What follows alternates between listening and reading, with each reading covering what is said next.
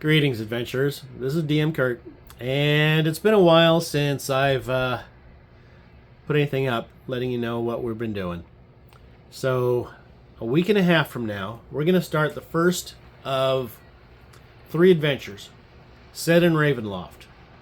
My son's going to be DMing the first one. He's decided that he's got something written up that will challenge and frighten and endanger a level 14 group of 5th edition players. Characters. Okay. I have no idea what he's got planned. He said something about the SCP, and I'm like, I'm not familiar what that is entirely, but okay.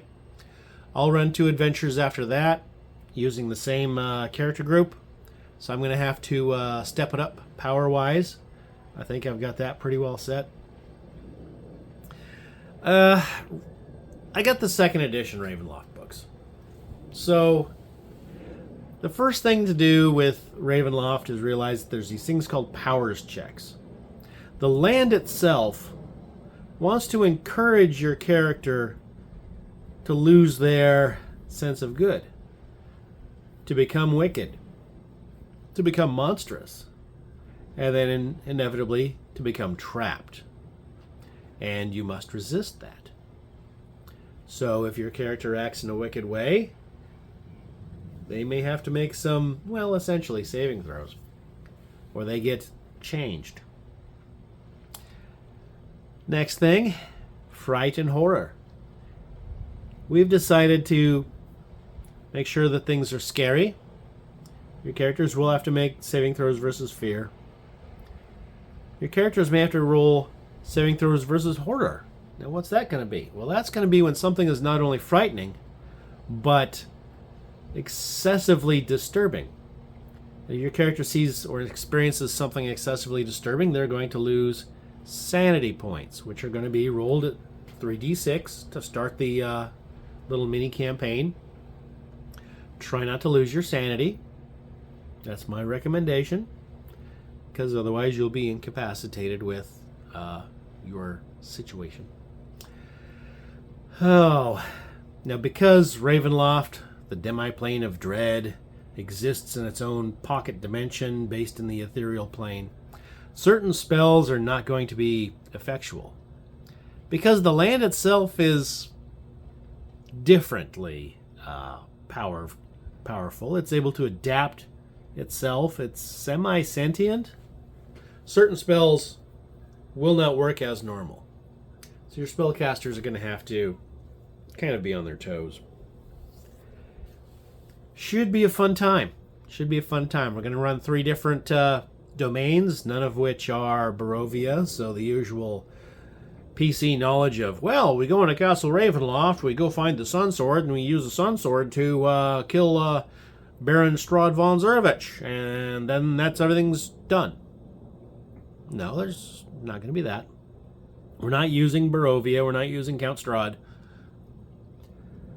If things go as planned, at the end of the 3rd adventure, the players should defeat the master of the 3rd domain. They should break the curse of that land, and then that land gets kind of spat back out in the prime material. And hurrah, end of campaign successful. It could go any direction, you know. You add players, you automatically just assume that all your plans are going to be thrown out the window. But if things go the way I think they will, then they will have made they will have made quite an impact in this one country. And then several hundred years later, a new set of adventurers will be formed. This will be the next group of player characters for the next campaign. We'll decide, what we're doing. 2nd, 3rd, 4th level maybe. I don't want high level stuff, because that's kind of less fun. We're going to have a tribe of orcs and, well, orc adjacent. So, if the players want to run goblins, half orcs, maybe ogres, whatever, You're going to be members of an orc tribe, and then there's going to be an encounter with invaders, and we'll just sandbox semi-military campaign thing going on. I think it's going to be a lot of fun. Can I experience things from a different angle? Knowing full well that no, orcs are not happy, nice, good guys. They're not just cutesy pies with greeny skin. But anyway, that's kind of what we got going on. That's DM Kurt out.